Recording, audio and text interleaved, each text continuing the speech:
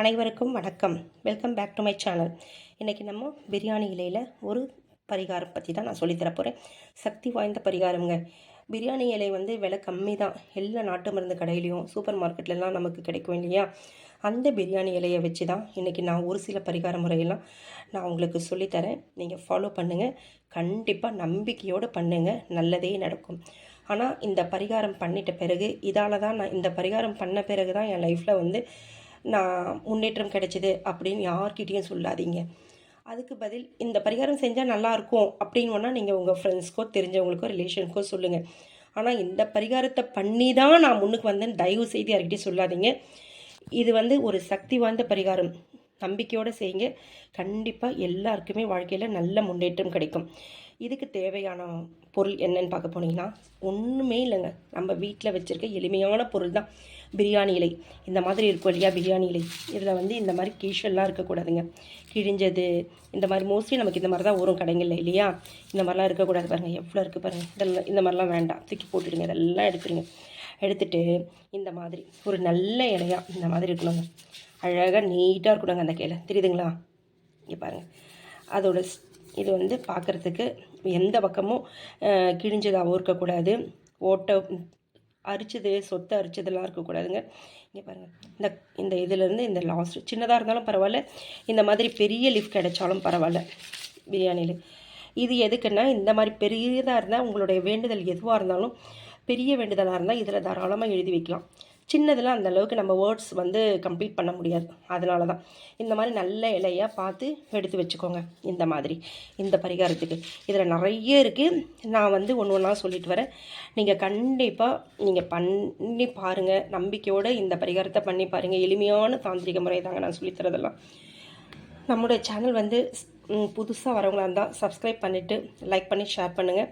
கண்டிப்பாக இந்த வீடியோ உங்களுக்கு எல்லாருக்குமே நான் போடுற ஒவ்வொரு வீடியோவுமே யூஸ்ஃபுல்லான வீடியோவாக தான் இருக்கும். இப்போது நம்ம வீட்டில் நமக்கு வெளியில் போயிட்டு வரோம். ஃபஸ்ட்டு டிப்ஸ் நான் சொல்கிறேங்க. நம்ம வெளியில் போயிட்டு வந்தோன்னு நமக்கு உடம்பு அடித்து போட்ட மாதிரி இருக்கும் பார்த்தீங்களா? அப்புறமா சொல்லுவாங்க, யாரோ கண்டிச்சு உடம்பெல்லாம் வலிக்குது அப்படின்னு நம்ம சொல்லுவோம் இல்லைங்களா? அந்த மாதிரி இருக்கவங்க என்ன பண்ணுங்கள், இந்த மாதிரி லீஃப் எடுத்துக்கோங்க. அதுக்கு நீங்கள் நல்லதாக எடுக்கணும்னு அவசியம் இல்லை. இந்த மாதிரி கிழிஞ்சதெல்லாம் இருக்குது இல்லையா? இந்த மாதிரி தூளாக இருக்கும் இல்லையா? இந்த மாதிரி லீவ்ஸ் கொஞ்சம் எடுத்துக்கோங்க. கொஞ்சம் எடுத்து ஒரு கிண்ணத்தில் பன்னீரில் தாங்க ஊற போடணும். பன்னீரில் ஊற போடுங்க. ஒரு 4-5 நாள் நீங்கள் பன்னீரில் இதை ஊற போட்டிங்கன்னு வச்சுக்கோங்களேன். ஊற போட்டிங்கன்னா அந்த தண்ணி பன்னீர் இந்த எசன்ஸ் ஃபுல்லாக இந்த இதில் இருக்க எசன்ஸ் ஃபுல்லாக அந்த பன்னீரில் இறங்கியிருக்கும். அதை எடுத்து வீடு ஃபுல்லாக தெளித்து விடுங்க. வீட்டில் இருக்க எல்லா கன்ஸ்ட்ரி நெகட்டிவ் வைப்ஸ் துர்சக்தி எல்லாமே போயிடும். அதுக்கப்புறமா அந்த தண்ணியை கொஞ்சம் எடுத்து நம்ம குளிப்போம் இல்லையா, ஆர்டினரி வாட்டர், அதில் கொஞ்சம் இது ஊர்ன அந்த பன்னீரை எடுத்து ஆட் பண்ணி குளிங்க. இந்த மாதிரி டெய்லி குளிச்சுட்டு வந்தாலும் நம்ம உடம்புக்கு ஒரு வசீகர சக்தி வரும், ஒரு ஆரோக்கியம் மேம்படும். இந்த மாதிரி பண்ணலாம். இந்த கிழிஞ்சி போன இந்த மாதிரி இருக்கிற இலையில. அதுக்கப்புறம் இன்னொரு டிப்ஸ் பார்க்க போனீங்கன்னா இதை பொடி செஞ்சுக்கோங்க. இதை பொடி செஞ்சுட்டு இந்த மிக்சியில் போட்டு அடிச்சினாலும் உங்களுக்கு பொடி மாதிரி வந்துடும். இதை என்ன பண்ணுங்கள், வீட்டோட தெருவாசப்படி இருக்கு இல்லையா, அதில் டெய்லி கொஞ்சம் தூவி விட்டுடுங்க. இந்த எதுக்கு நான் சொல்கிறேன் அப்படின்னா, நம்ம வீட்டுக்கு வரவங்க ஒரு சிலர் எல்லாருமே நல்ல நல்ல எண்ணத்தோடு நம்ம நல்லா இருக்கணும்னு நினச்சி வரவங்க இருக்க மாட்டாங்க.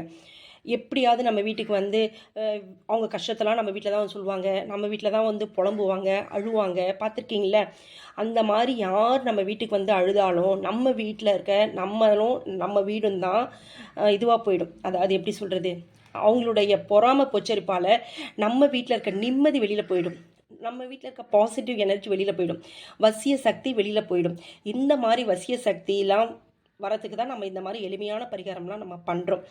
இந்த மாதிரி ஆளுங்க நம்ம வீட்டுக்குள்ளே வர விடாமல் தடுக்கிறது நம்ம வாசப்படி. அந்த வாசப்படியில் இந்த பிரியாணி கொஞ்சம் செஞ்சு வச்சுக்கோங்க. பொடி மாதிரி மிக்சியில் அரைச்சி அந்த பொடியை காலையில் லைட்டாக தூவி விட்டுடுங்க.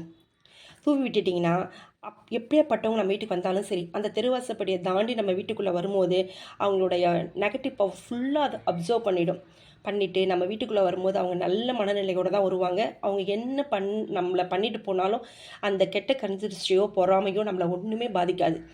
அதுக்கப்புறம் அந்த பொடியை டெய்லி நீங்கள் குளிக்கிற தண்ணியில் போட்டு நீங்கள் சும்மா குளிங்க. அந்த மாதிரி பண்ணிங்கன்னா உங்கள் உடம்புல இருக்க தரித்திரம்லாம் போயிடும். இது 2வது டிப்ஸ். அதுக்கப்புறம் 3வது பக்கம் போனீங்கன்னா நமக்கு என்ன வேணும், கடன் தீரணுமா, ஓகே, அதையும் நம்ம என்ன நினைக்கிறோமோ அதை வந்து இந்த பிரியாணி இலையில் எழுதி வைக்கலாங்க. இந்த பிரியாணி இலையில் நீங்கள் இப்போ எக்ஸாம்பிள் சொல்கிறேன், பசங்க நல்லா படிக்கணுமா அப்படின்னா என் பிள்ளைகள் நன்றாக படிக்க வேண்டும் அப்படின்னு சொல்லிட்டு இது பாருங்கள், இது வந்து ரெட் கலர் பென் இல்லை க்ரீன் கலர் பென். இந்த ரெட் கலர் பென்லையோ ஆக்சுவலாக ரெட் கலர் பெனில் தான் எழுதணும். இந்த மாதிரி ஒரு பேப்பர் எடுத்துக்கோங்க, இந்த இலை எடுத்துகிட்டு இதில் வந்து நீங்கள் என்ன பண்ணுங்கள், என் பிள்ளைகள் நன்றாக படிக்க வேண்டும், எவ்வளோ மார்க் பண்ணணுமோ, இப்போ காலேஜோ இல்லை டிகிரியோ இல்லை பிஇயோ ஏதோ சம்திங், அதில் வந்து எவ்வளோ மார்க் ஸ்கோர் பண்ணணும், செம்லலாம் எவ்வளோ மார்க் எடுத்து அவங்க மார்க் எடுத்து வெளியில் வரணும் அப்படிங்கிறத நீங்கள் இதில் எழுதுங்க. எழுதிட்டு இதை என்ன பண்ணுங்கள், இந்த ஒரு ஷீட், இந்த ஒரு இலையை எடுத்துகிட்டு போயிட்டு அவங்களுடைய புக்ஸ் இருக்கு இல்லையா, அந்த புக்ஸில் இன்சர்ட் பண்ணிவிடுங்க, சொருவி வச்சுடுங்க. அதுக்கப்புறமா என்ன பண்ணுங்கள், நீங்கள் அந்த புக்கில் இருக்கிற அந்த ஷீட்டை டெய்லி பசங்க வந்து அவங்க கண்ணால் அதை பார்க்கணும். நீங்கள் எழுதி வச்சுருக்கீங்க இல்லையா, நல்லா படிக்கணும் என் பிள்ளைங்கன்னு சொல்லிட்டு புக்கில் வந்து சொருகி வச்சுருக்கீங்க இல்லையா, அந்த பிரியாணி இலையை பசங்க வந்து டெய்லி பார்த்து ஒரு நிமிஷம் நினச்சிக்கணுங்க. ஆண்டவங்க அப்படி மனசுல நினச்சிக்கலாம், ஒன்றும் பிரச்சனை இல்லை. அந்த மாதிரி பண்ணிட்டு வந்தாங்கன்னா அவங்களுக்கு நல்ல படிப்பு வரும். அதுக்கப்புறமா சொத்து வேணுமா, கடன் தீரணுமா, திருமணம் ஆகணுமா, குழந்தை பேர் வேணுமா, அது மாதிரி உங்களுடைய ஆசை என்ன வேணாலும் கண்டிப்பாக இந்த பிரியாணி இலையில் எழுதி வச்சிங்கன்னா உங்களுடைய ஆசை 100% சொல்கிறேங்க நிறைவேறும். அந்த வசீகர சக்தி இந்த பிரியாணி இலைக்கு இருக்குங்க, கண்டிப்பாக இருக்குங்க. அதுக்கப்புறமா இப்போ வந்து உங்களுக்கு திருமணம் ஆகணும் அப்படின்னா விரைவில் திருமணம் ஆக வேண்டும், நல்ல வரன் கிடைக்க வேண்டும் அப்படின்னு சொல்லிட்டு இதில் எழுதி வச்சுருங்க. இதில் ஃபுல்லாக, அதாவது இது 2 பக்கம் இருக்குங்க, இது வந்து ராங் சைடு, இதில் எழுதக்கூடாது. இந்த மாதிரி இருக்கு இல்லைங்களா, இந்த மாதிரி இது ஃப்ரண்ட் சைடு, இங்கே எப்படி தெரியுதுங்களா உங்களுக்கு, இது ஃப்ரண்ட்டு, இது பேக்கில் எழுதக்கூடாதுங்க, ஃப்ரண்ட்டு மட்டும்தான் எழுதணும். இந்த இலையில் இந்த மாதிரி என் மகளுக்கு நல்ல இடத்துல வரன் கிடைக்க வேண்டும், விரைவில் திருமணம் நடக்க வேண்டும் அப்படின்னு எழுதி இதை எங்கே வைக்கணும் அப்படின்னா இதை எடுத்துகிட்டு போயிட்டு பூஜை ரூமில் வச்சுடுங்க. நீங்கள் வந்து நம்ம டெய்லி விளக்கேற்றுவோம் இல்லையா, அப்போது அந்த பொண்ணு கண்லேயோ இல்லை நீங்கள் வேண்டினீங்க இல்லையா உங்கள் கண்லேயோ இந்த இலை வந்து உங்கள் கண்ணில் பட்டுகிட்டே இருக்கணும், அந்த நீங்கள் எழுதின வேர்டு வந்து பட்டுகிட்டே இருக்கணும். அப்போது ஒரு செகண்ட் சாமிக்கிட்ட வேண்டிக்கோங்க, ப்ரே பண்ணிக்கோங்க, இந்த மாதிரி என் பொண்ணுக்கு வந்து நல்ல இடத்துல கல்யாணம் நடக்கணும், என் பையனுக்கு நல்ல இடத்துல கல்யாணம் நடக்கணும், விரைவில் திருமணம் நடக்கணும் அப்படின்னு சொல்லிட்டு வேண்டிக்கோங்க. இந்த மாதிரி எப்படி செய்யணும்னா 1 வீக் இதை எழுதி வச்சுட்டீங்க இல்லையா, இது அப்படியே சாமி ரூமில் 1 வீக் இருக்கட்டும்.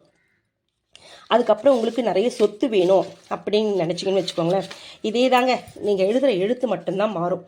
இப்போது இதே மாதிரி ரெட் கலர் பென்னு, எப்போ சொல்கிறேங்க, ரெட் கலர் பென்னில் மட்டும்தான் எழுதணும். அதுக்கு தான், அந்த கலருக்கு தான் வசியம் பண்ணக்கூடிய சக்தி அதிகம். அதுவும் இந்த இலை வந்து வசீகர சக்தி உள்ள பாசிட்டிவ் எனர்ஜி தரக்கூடிய பவர்ஃபுல் இலைங்க இது. இதை வந்து நிறைய யூஸ் பண்ணுவாங்க ஆன்மீகத்திலலாம், அதை வச்சு சொல்கிறேன். இப்போது இந்த இலையில் வந்து நீங்கள் இப்போ சொத்து வாங்கணும்னு வச்சுக்கோங்களேன், சொத்து வாங்கணுன்னா நீங்கள் இதே மாதிரி எனக்கு வந்து வீடு வாங்கும் யோகம் வேணும் அப்படின்னு எழுதுங்க. எழுதிட்டு இதை எடுத்துகிட்டு போய் நீங்கள் எங்கே வைக்கிறீங்கன்னா உங்களுடைய வீட்டுடைய பத்திரம்லாம் வைப்போம் இல்லையா, அந்த இடத்துல வைக்கணுங்க. வச்சுட்டு மனசார நீங்கள் டெய்லி ப்ரே பண்ணிக்கோங்க, இந்த மாதிரி எனக்கு சொத்து வேணும் அப்படின்னு சொல்லிட்டு மனசார ப்ரே பண்ணிக்கோங்க. அதே மாதிரி குழந்தை வரம் வேணும்னா அதை எழுதி நீங்கள் பூஜை ரூமில் வைக்கணுங்க.